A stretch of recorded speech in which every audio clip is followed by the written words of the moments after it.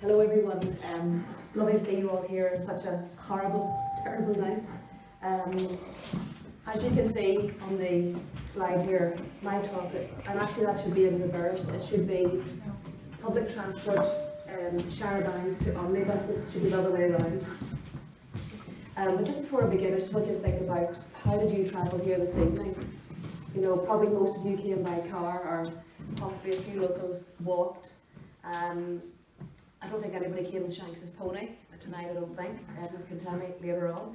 And did you travel by bus any day this week, for example? Do you use public transport?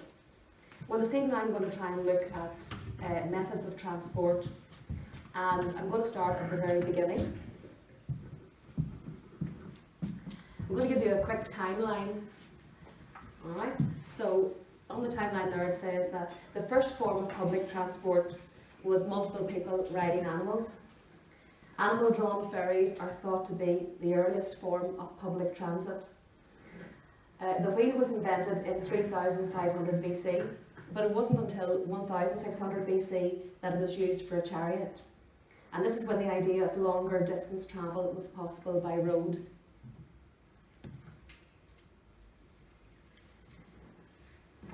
From around 1815 onwards, at a time preceding railways, Charles Bianconi founded the first public transportation network in Ireland using horse-drawn carriage services known as Bianconi's coaches. The first service connected Clonmel to Cahir and reduced the time from 5 to 8 hours by boat to only 2 hours by carriage. And I will come back to Charles Bianconi in a few minutes' time. The first concept of public transit system in a city started in the 1820s in France and London with the introduction of the omnibus, a horse-drawn car that held up to 10 people at a time. With the roads as they were in those days, you can imagine how uncomfortable that would have been. The first cable car was tested in 1873 in San Francisco. Due to the rolling hills of the city, Andrew Halliday was inspired to create this form of transportation to make sure that poor horses weren't overly whipped while struggling to climb up the steep slopes.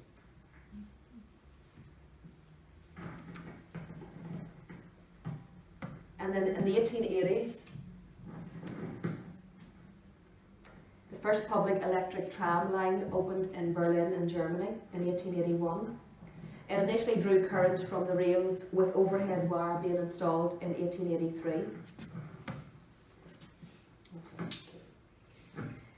In 1910, another UK first occurred when the first mass-produced bus was introduced in London. This double-decker style is still in place today. I suppose it's proof, that good ideas never get outdated. In the 1920s, you had the introduction of the motor bus in 1922. Which rapidly changed the speed at which passengers were able to get to their destination.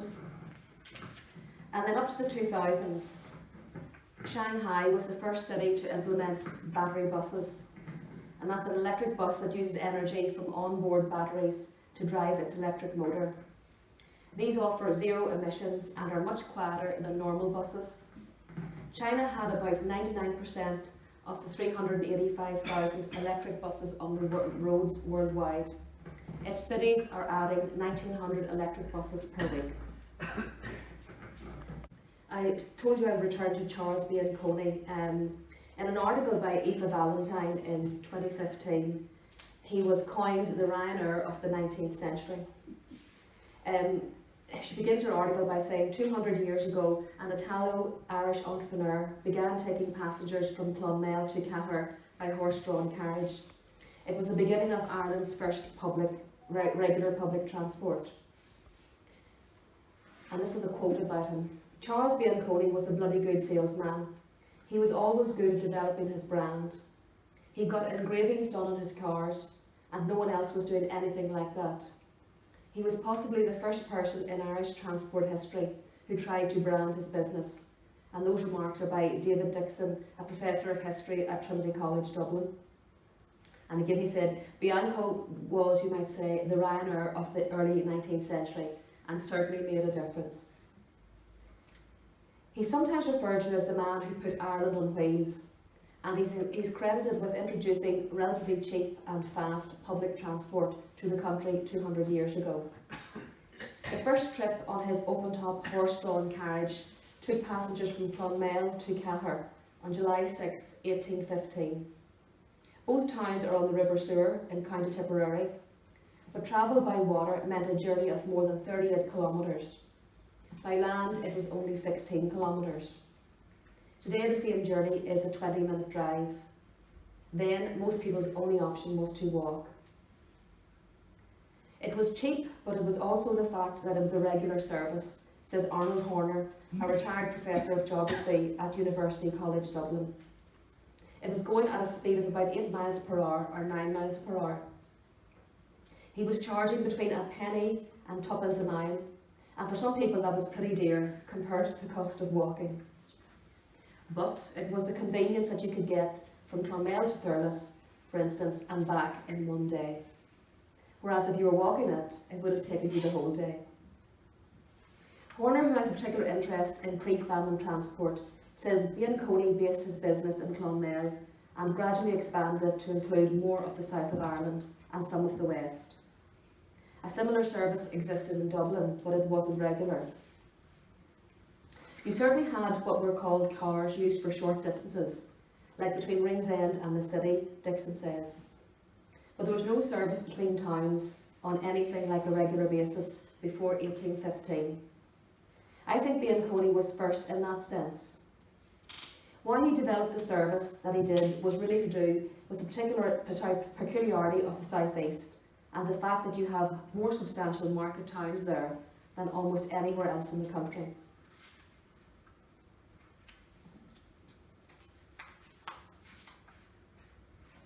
A Cork merchant, John Anderson, had offered a limited service to passengers on his mail coach, which brought post between Dublin, Cork and Limerick in the 1790s and early 1800s.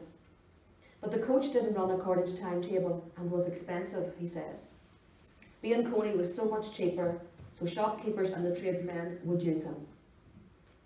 Horner adds, it helped join up the south and west of Ireland in a way that hadn't been available before. He introduced a new regularity to transport in Ireland. Coney set up shortly after the Battle of Waterloo and the end of war in Europe, which is often suggested as the main reason for his success. Peace flooded the markets with cheap horses and out-of-work horsemen. He bought horses for between 15 and 40 pounds, and the quality of his animals was often remarked on. Coney isn't given enough credit for his business acumen, according to Dixon. In one sense, it was a bad time, because the years immediately after he gets started were years of great economic difficulty and recession. In 1820, there were huge bank failures in Munster. So against that backdrop, he managed to do something. This slide shows a Coney mail carriage in Galway around 1880. At his peak, around 1845, Coney had about 1,400 horses covering more than 6,000 kilometres each day across 123 towns. He had moved on from two-wheel jaunting cars led by one horse to four-wheeled coaches with several horses pulling them. His business came under threat with the introduction of rail transport in 1843. He adapts very quickly to the railway, says Dixon. His service becomes mainly short-distance servicing of railway stations rather than the cross-country services he was doing before. From really the time of the famine, the service is adjusting, but Coney dies a wealthy man. He died just before his 90th birthday in 1875. He left his business to his employees and his land to the parish for the construction of a church. The Coney Chapel remains in County Tipperary, as does his Clonmel headquarters on what was then Bagwell Street and is now Parnell Street. His assistant Daniel Hearn looked after the premises and later converted them into Hearn's Hotel, which overlooks the stables and still operates today. His main depot in Thurles is now McLaughlin's boutique. The stables he used remain.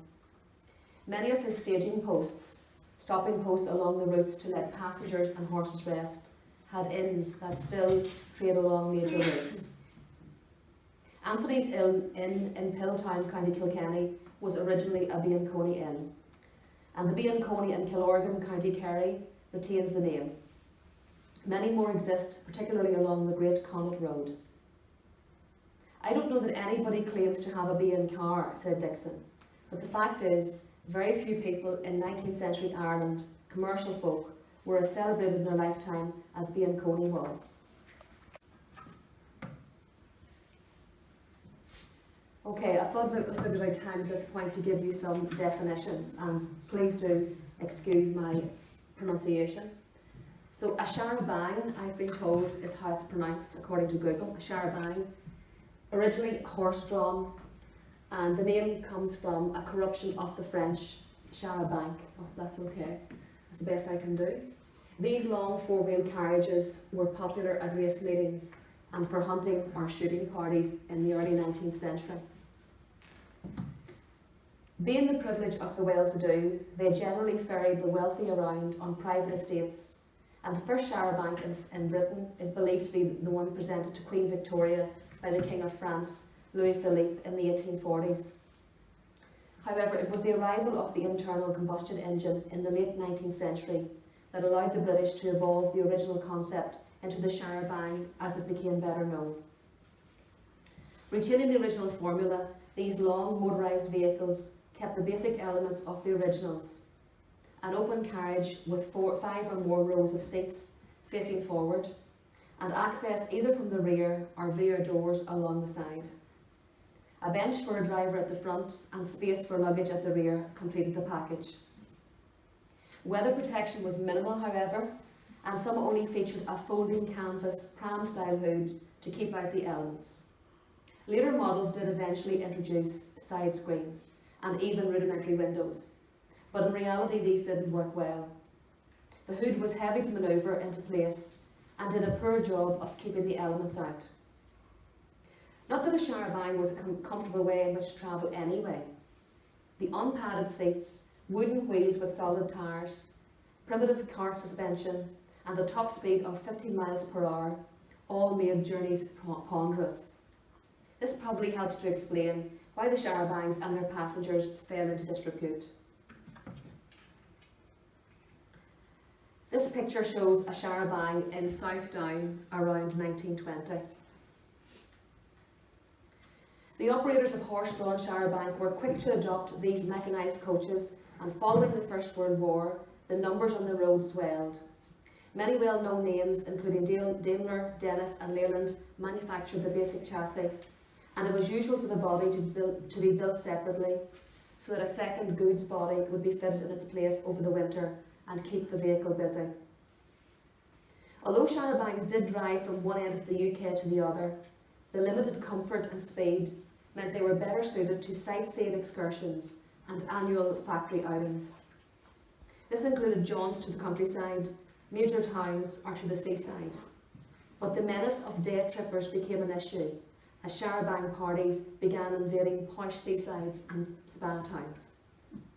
The speed and nature of the journeys meant that many tours became mechanised pub crawls, with the coaches conveying drunken rabbles across the country.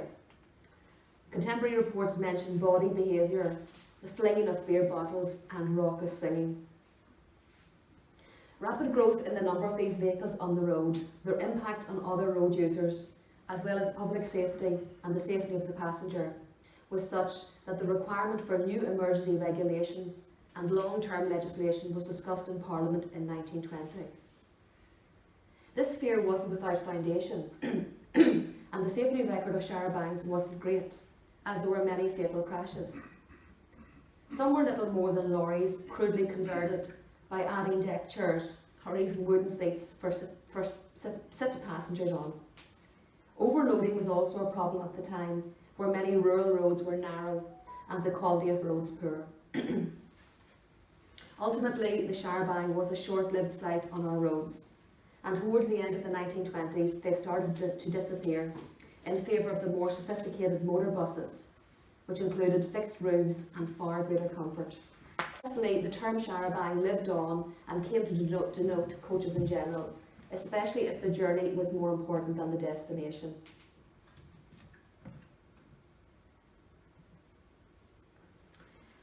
The next number of slides, I got the information from The World Has Become Smaller, which was a booklet or an article produced by the Newry and Mourne Museum, by the staff and volunteers of Newry and Mourne Museum. The first slide here is on coaches and horse-drawn transport, and I'll explain the slide in a moment. Before the advent of motorised vehicles, the main form of road transport for those who could afford it was either by horseback or horse-drawn vehicle. The turnpike system of roads, which levied tolls on traffic, began in Ireland in 1729. The turnpike road from Dublin to Belfast passed through Newry. The first coaches on the route began in the 1740s and took 3 days, stopping in Drogheda on the first night and Newry on the second. By the 1760s, the Newry flying coach could do the journey in a day in a summer or a day and a half in winter. And just in relation to that, on the left of the slide, you can see an early milestone on the turnpike road near the Sheep Bridge, about 4 miles north of Newry. And then on the right of the slide, you can see the mountain house in the townland of Lisnalee near Mount Norris, County Armagh. It was an 18th century hostelry which served the traffic passing along the busy Newry to Armagh turnpike. And today, as many of you know, it is a pub. The longer travel time in winter was mainly attributed to the treacherous conditions of the roads. An act for repairing the road between Armagh and Newry in 1736 stated that the frequency and number of heavy carriages had caused the road to become so ruinous and bad that in winter many parts were impassable to vehicles.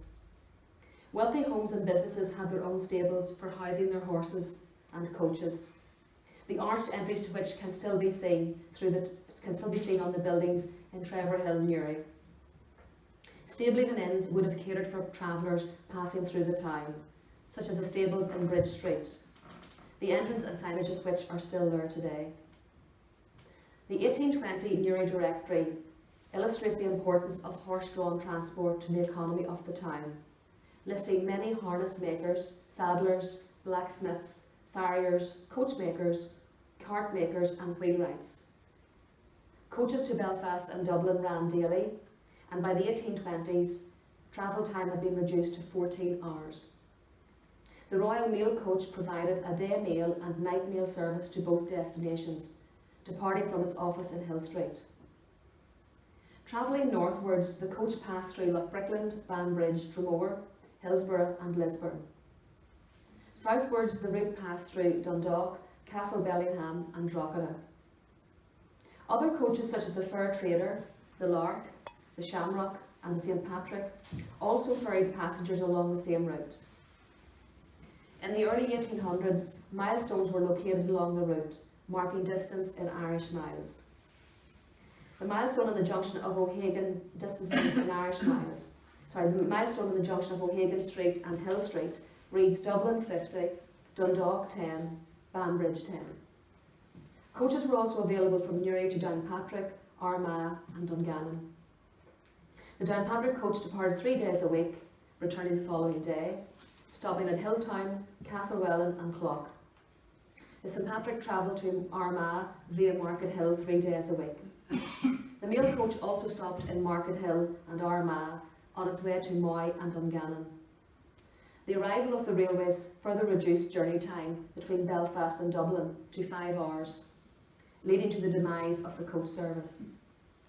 The railways, however, could not venture everywhere, and horse-drawn transport still remained an important means of transport. And about 4 miles north of Newry.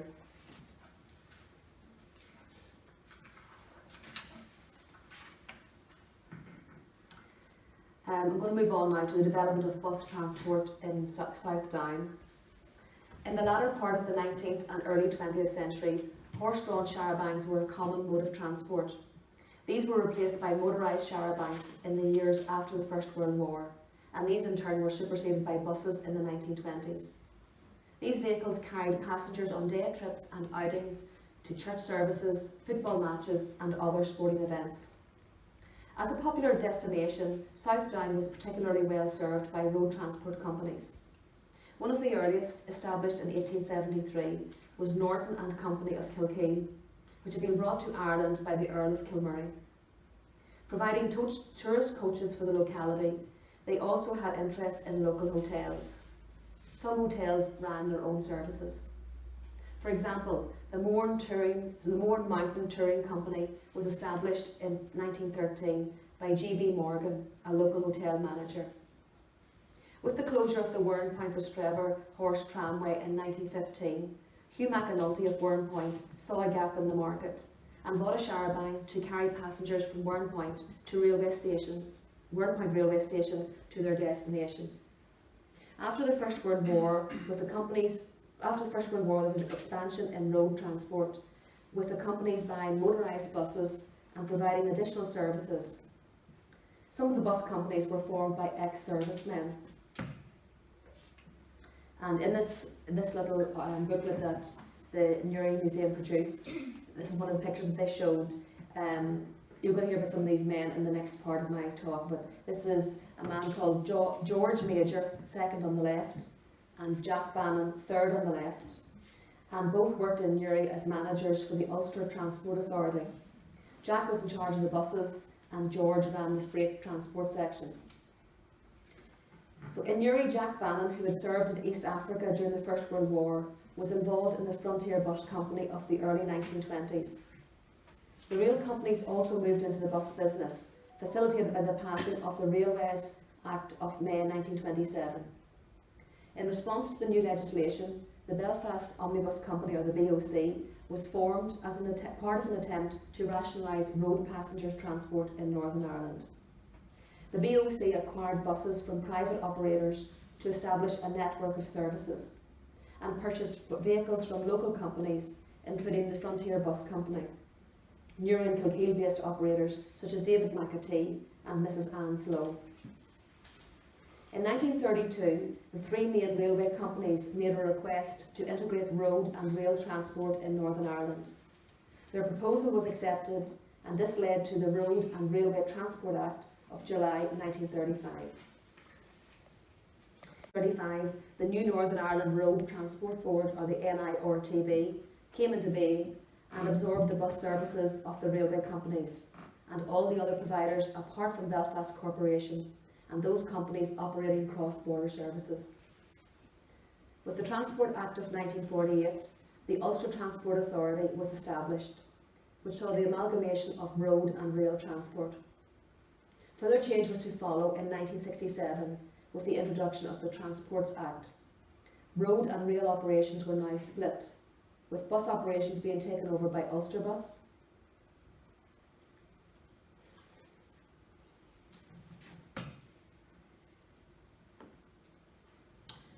now most of my information there came, as I said, from that excellent booklet produced by Newry and Mourne Museum. The remainder of my talk, there might be a little bit of repetition here, but the remainder of the talk is based on information that I came across given by this man called Mark Kennedy.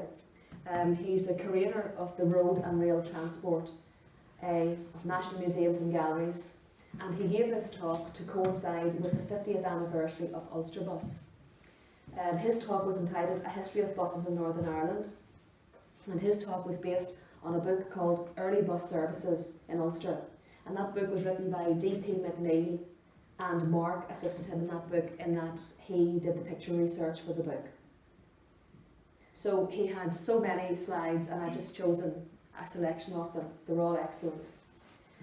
And during the 20th century, we have gone from walking to horse-drawn travel and railway trams, right up to every form of transport you can imagine. This first slide shows a fairly typical horse-drawn omnibus from Eglinton, which ran up until the 1920s. It served the local community, bringing them to Eglinton railway station, and it's very typical of a horse-drawn bus.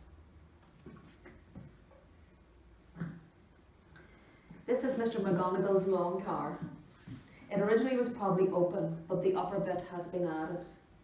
It's basically a four-wheel jaunting car, developed by Charles Bianconi, who I referred to earlier, and was developed in Clonmel, Tipperary before the railway period. And Bianconi had a network of transport mainly around the south, but he did come up as far as Enniskillen and Derry. This is the Dennis in Bangor. It's an early vehicle. I don't know if you can see clearly enough, but it has very solid tyres. Speed limit for this was 12 miles per hour. The buses tended to come to better off places that were not served by the railway.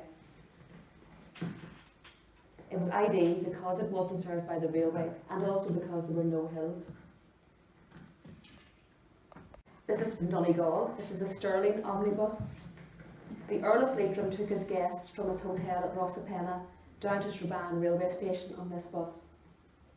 You can see the pure horse-drawn nature of the body and the wheels.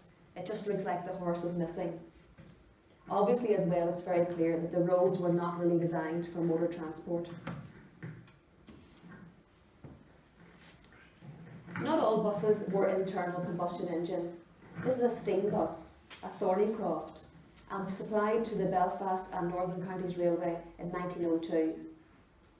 Presumably it was supplied or possibly bodied by Huttons. This is their Belfast depot. Huttons were the top coach builder in Dublin. They built the Irish state coach for the British royal family. This was the first commuter bus service in Ireland, and it was Green Island to White Abbey, serving the railway company, introduced by the Northern Counties. And almost certainly, Mark believes, was one of the innovations by a man called Barclay Wise, he of the Goblins fame.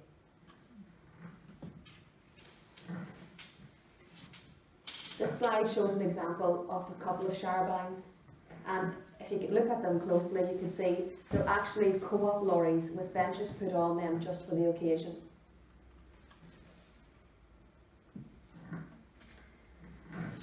This is one of the motor coach companies, Pentlands, and I don't know if you can make out in the bottom of the slide there, but it says that only sober and careful drivers employed. And as Mark pointed out, people's attitude to alcohol and transport was very different to today. There was a number of reports of stagecoach journeys where people fell off the roof and died because they were asleep, because every time they changed horses, you had another drink to keep you warm. This is one of the local companies, Clements. They ran in competition with the railways between Holywood and Belfast in the mid-1920s. According to Mark, Jimmy Clements, their son, is still about. Now this is an American Buick. It has 12 to 14 seats. At this time there were 5 main bus companies, 300 independent bus companies in the early days up to the 1930s, and then they all merged together. But they became 5 main companies, and one of these companies was the Belfast and County Down. I'll refer to some of the others later on. This is the old Belfast Omnibus company depot in North Street in Belfast. And I don't know if you can see there or not, in the building behind, it says Andrews for bikes, and later on it became Andrews for cars. Mark believes that this is the 12th or 13th of July, so there's a lot of extra traffic around. Now, the buses just weren't for transport. They also carried all kinds of things, parcels for example, and people caught on very, very quickly. And according to Mark, one butcher advertised on the side of the buses, "Come buy your sausages from me. If you can't get to the shop, talk to the conductor and he'll bring you some home." So this one is around, this is called the All British, and this is around 1912. And as you can see, very patriotic names for some of these buses.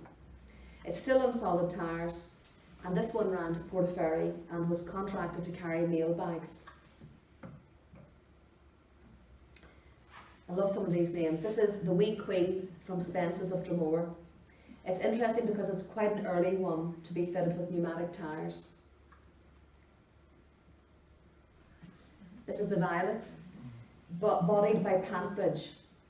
Mark believes they may be connected to the Professor Pantbridge from the Royal Victoria Hospital, who invented the first heart defibrillator. The characteristic feature of this is the oval window halfway down. The Violet bus service was part of the fleet of Crothers of Lisburn, and it got its name from Mrs. Crothers, the mother, and apparently she just liked the colour violet.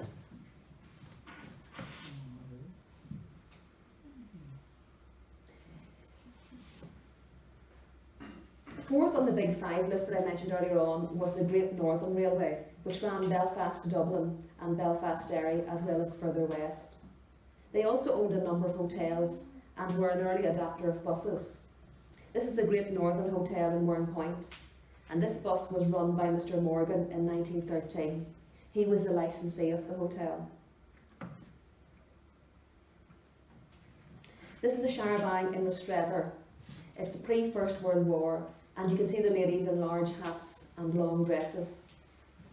At this stage there were lots of seaside routes, sort of seasonal traffic, and was seen very much as a novelty going on the Showerbank, almost like a fun fair ride would be today. These were fast compared to a horse-drawn vehicle. They were high up and open-sided, so it was a bit dangerous to travel on them. In 1935-36, the Big Five got together to form the Northern Ireland Road Transport Board, but a few independents did not get involved. For example, this is McAnulty's, who ran the service between Mournepoint and Rostrevor. Their buses were yellow, even though you can't really see that clearly in the black and white photograph. This is called a Caledon bus, obviously a Scottish bus, hence the Scottish flag on the radiator. I don't know if you can make that out there or not, on the radiator, just over there. Cathal McAnulty is still involved in the coach business today. And in fact, Cathal and his wife gave a talk here, if you remember, about 2.5 years ago, on Irish dancing and music. This is Henry's of Portstewart. Anybody here who's interested in motorbike racing, you might have heard of Henry's Corner, which used to be part of the Northwest 200 race. Well, Mr. Henry ran a posting establishment, and then he got into the buses when the Portstewart tram was closed in 1926. His buses used to have a sign inside which read, "Golfers get preference of seating," and I put that especially in for Hugh. Thank you.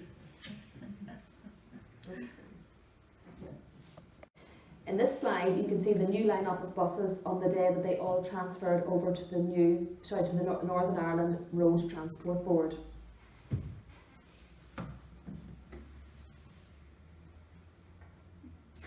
This is Gervins of Ballyclare. They did mainly private hire and touring work. It's a nice picture here of an open Showerbank with pneumatic tyres, and this machine could do 20 miles per hour. They would have been mainly used to take County Antrim hotel guests around to various beauty spots.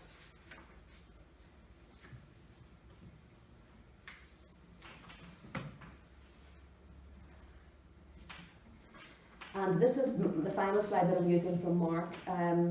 This is, excuse me,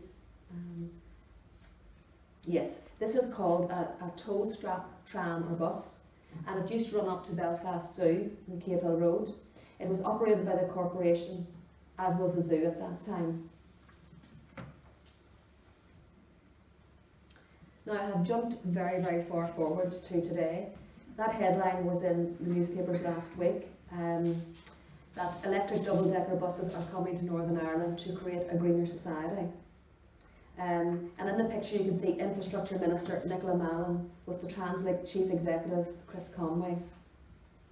On November the 4th last year, she unveiled the first of 80 battery electric double-decker buses, which are due to be launched in the spring of this year. And finally, I'm going back to Mark's talk again. He had so many interesting facts. I really recommend that you access his talk. But I like this because he was visiting Amberley Chocolate Museum in Arundel in West Sussex, and he spied this preserved bus, which happened to have an IB registration. So he thought, oh my goodness, this car must belong to somebody from Armagh. But no, apparently it was all to do with the weight of the bus, because when a bus is bodied, it can add a lot of weight to it. And if the body is over the weight limit, you have to pay higher in a higher tax bracket to register. But if you registered it in a county that didn't have a weighbridge and Armagh didn't, so that's why they used the Armagh registration. Of course, the bus had never been in Ireland. I just want to finish off with one final little thing. Just bear with me a moment. There's a bit of a blip here. Finish off there. It has been rather short and hopefully sweet. What has occurred to me producing this talk is there is so much that could be done on it. There are really so many other pieces of information, and I know that I have just basically skimmed the surface. I think there's probably room for maybe a talk certainly on trams or other forms of transport. That's as much as I came up with. I was afraid of giving you too much, but I hope you understood it and hope you enjoyed it.